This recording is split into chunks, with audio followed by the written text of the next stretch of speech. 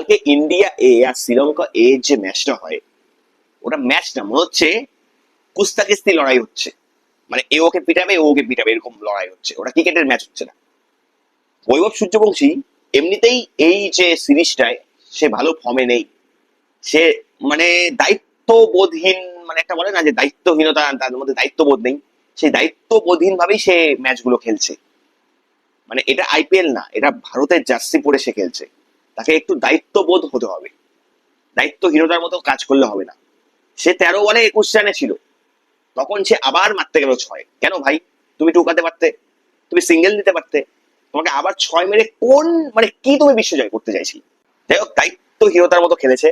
এবং অবশ্যই যখন শ্রীলঙ্কার প্লেয়াররা তাকে স্লেজ করছিল, তখন সে মাথা ঠিক রাখতে পারেনি। কারণ একটা প্লেয়ার যখন এইভাবে আউট অফ ফর্মে থাকে, তখন তার মাথা ঠিক থাকে না। তারপর তারা হেরে যাচ্ছে পরপর ম্যাচ। তো কিন্তু ক্রিকেটের ভাষায় এটা পরিচয় নয়। একটা ক্রিকেটারের কখনোই এটা শোভা পায় না যে সে অন্য কারোর সাথে লড়াই করবে। এটা কখনোই শোভা পায় না। এবং তিলক বর্মাও সেরকম। তিলক বর্মাও মানে আম্পায়ারের সাথে তখন থেকে ঝগড়া করেই যাচ্ছে। সুপার ওভার বলছে, আম্পায়ার বলছে সুপার ওভার খেলানোর দরকার নেই, কারণ আলো কমে আসছে, মানে সন্ধ্যা হয়ে যাচ্ছে। না, তিলক বর্মা বলছে না, আমরা খেলবোই সুপার ওভার, সন্ধ্যা হোক। মানে একদম দায়িত্বহীনতা। তুমি ব্যাটিং করতে পারো না, নিজের টিমকে ভুলভাল রাস্তা দেখাও, ভালো ক্যাপ্টেন্সি করতে পারো না, তারপর বলো সুপার ওভার খেলে ম্যাচ জিতাবা, তাও তো সুপার ওভার হারলা। এত এত কিসের অহংকার, এত কিসের ঝগড়া? যাই হোক, প্রথমের দিকে যদি বলি, ইন্ডিয়া এ যখন ব্যাট করতে নামে তখন কি হয়, তখন অ্যাকচুয়ালি তোমার হয়টা কি আমি তোমায় বলে দিচ্ছি। ইন্ডিয়ার কোনো ব্যাটসম্যান টিকতে পারে না। বৈভব সূর্যবংশীর কাছে সবাই এক্সপেক্ট করে যে আজকে খেলবে না, ও প্রত্যেকটা বলে 6 মারবে। ভাই, তুমি দায়িত্বহীনতার সাথে ব্যাট করছো, তুমি দায়িত্ববোধ তোমার মধ্যে নেই। সেই জিনিসটা তুমি কয়েকদিন পর ইন্ডিয়ার সাথে আয়ারল্যান্ডে টি-20 সিরিজ হচ্ছে, তখন তুমি ইন্ডিয়াতে খেলবে, তখন যদি এরকম করে খেলো ভাই, তুমি বেশি কিন্তু ইন্ডিয়া টিকতে পারবে না। কারণ ইন্ডিয়াতে অনেক কম্পিটিশন, অনেক প্লেয়ার বসে আছে, অনেক প্লেয়ার আছে অনেক। কিন্তু তোমার এই দায়িত্ববোধহীন খেলা হলে যদি হয়, কন্টিনিউ যদি চলতে থাকে, তাহলে কিন্তু বেশি তুমি ইন্ডিয়া টিমে টিকতে পারবে না ভাই।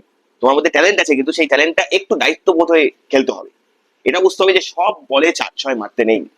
যাই হোক, তো ঋতুরাজ গায়কোয়াড়, তিলক বর্মা সব আউট চলে গেছে। 145 রানে 7 উইকেট পড়ে যায়। তখন কি হয়, তখন তোমার ওই সুয়ান সেচ আর তোমার ওই ভিভরাজ নিগম, এরা তখন একটা পার্টনারশিপ, ভালো একটা পার্টনারশিপ করে। 66 বলে 72 রান বানায় সুয়ান্স, এবং ভিভরাজ তোমার নিগম বানায় 49 বলে হয়তো 51 রান বানায়। ঠিক আছে। তারপরে ইন্ডিয়া কোনো মতে 265 রান টেনে টুনে নিয়ে যায় আর কি। ঠিক আছে। তারপরে কি হয়, যখন শ্রীলঙ্কার ব্যাটসম্যানরা ব্যাট করতে আসে, তখন তো ইন্ডিয়ার বোলারদের দেখে মনেই হচ্ছে না ভাই তারা বল করছে। মানে কি বলবো, হঠাৎ করে বিপ্রাট নিগমের 29 ওভার যখন সে বল করতে আসে, 29 না 30 ওভারে, তখন সামারা বিক্রমা যে প্লেয়ারটা আছে, ওই প্লেয়ারের এবং আরেকটা যে কোন প্লেয়ার আছে, ওই প্লেয়ার দুটোর ক্যাচ ওঠে। এবং সুয়ান্স যে সে যে 66 বলে 72 রান করেছে, সেই প্লেয়ারটা দুটো ক্যাচই মিস করে। মানে কি বলবো আর ভাই। তো তারপর থেকে তো আবার শ্রীলঙ্কা পিটায়, এবং 120 বলে 83 না 84 রান লাগে। তো সবাই জানে ভাই, শ্রীলঙ্কার এত ভালো ভালো ব্যাটসম্যান আছে, তো ইজিলি ম্যাচটা জিতে যাবে। কিন্তু ইন্ডিয়ার প্লেয়াররা পরে আবার ভালো বল করে, এতই ভালো বল করে ভাই। 6 বলে, লাস্ট ওভারে 6 বলে 5 রান লাগতো আরশাদ খান, সেই ওভারটাও ভাই ভালো বল করে। মানে এত সুন্দর বল করে, মানে 6 বলে 5 রান লাগতো, সেখানে আরশাদ খান এত ভালো বল করে। তারপরে তো তিলক বর্মার সাথে আম্পায়ারের বচসা শুরু হয়ে যায়। তিলক বর্মা বলছে না, আমরা সুপার ওভার খেলবোই, যতই অন্ধকার হোক। তারপরে শ্রীলঙ্কার ব্যাটসম্যানরা ব্যাট করতে নামে। ব্যাট করতে যখন নামলো সুপার ওভারে, তো 16 না 17 রান করে। আরশাদ খান একদম সেখানে একদম বাজে বল করে, ভালো বল করে না সেই সুপার ওভারে। যেহেতু আরশাদ খান লাস্ট ওভারে ভালো বল করেছে, ওই জন্য সুপার ওভারে তাকে বল দেওয়া হয়েছে, কিন্তু সে ভালো বল করতে পারেনি। তারপরে কি হয়, হঠাৎ করে 16 না 17 রান হয়ে যায় সুপার ওভারে। তখন বৈভব সূর্যবংশী আর সুয়ান সেচ ব্যাট করতে নামে। কিন্তু এখানে একটা অবাক করা কথা ভাই, সুয়ান সেচকে তোমার ওপেনিং ব্যাটসম্যান হিসেবে, মানে তাকে ওপেনার, মানে স্ট্রাইক কে তাকে দেয়। আর ভাই, বৈভব সূর্যবংশীকে স্ট্রাইক দেয়? বৈভব সূর্যবংশী তো হারিটার ব্যাটসম্যান, তাকে স্ট্রাইক দেয় না। সে সুয়ান্সকে স্ট্রাইক দিয়েছে। কেমন ক্যাপ্টেন্সি ভাই, আমি জানি না কে এটা বলেছে। প্রথম 3 বলেই তেমনই ভালো রান করতে পারেনি, লাস্টের 3 বলে 14 রান লাগতো, হেরে হেরে গেল আর কি। যখনই হেরে যায়, তখনই বৈভব সূর্যবংশীকে স্লেজ করে শ্রীলঙ্কার মানে বলাররা। তখন বৈভব সূর্যবংশী তেড়ে আসে এবং তাদের বুকে ধাক্কা দেয়, এবং তারপর সুয়ান্স তখন ওখানে থামায়। ঠিক আছে। মানে কালকে মানে মারামারির মতো হয়ে গেছিল। কিন্তু একটা ক্রিকেট প্লেয়ার হিসেবে তোমাকে স্লেজ করতেই পারে, কিন্তু তোমাকে সেটা কন্ট্রোল করে চলতে হবে। আমি জানি তুমি 15 বছরের একটা শিশু, তোমার অতটা জ্ঞান হয়নি, কিন্তু তোমাকে স্লেজ করতেই পারে, তোমাকে সেটা ক্রিকেটের ব্যাটে জবাব দিতে হবে, ওই গায়ে ধাক্কা দিয়ে নয়।